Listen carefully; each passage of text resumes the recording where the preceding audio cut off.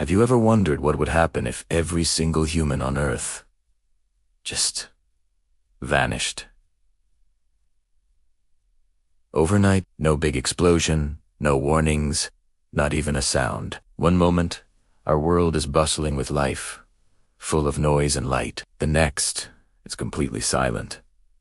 Imagine our cities, just frozen in time. Cars are abandoned mid-journey on the streets, some with their engines still running. Inside empty houses, lights are still on, TVs are flickering, and phones are vibrating on tables. But there's no one left to answer them. Within just a few hours, the first major change would kick in. Automated power plants, running without human supervision, would start to shut down. One by one, our grids would fail. The planet, which we've lit up like a Christmas tree, would plunge into darkness.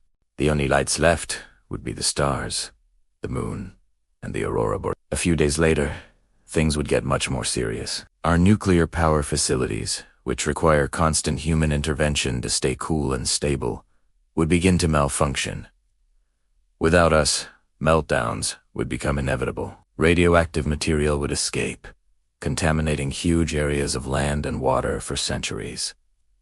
It's a scary thought, but it's the reality of the powerful technology we've built. But amidst this man-made disaster, something beautiful would start to happen. Nature would begin its slow, steady return. Tiny green shoots would start to break through the cracks in our concrete sidewalks. Vines would crawl up the sides of buildings, turning our glass and steel jungles into green monuments. Forests, no longer held back by our expansion, would start to reclaim the suburbs and then the cities themselves. Wild animals, once pushed to the edges of our world, would venture out.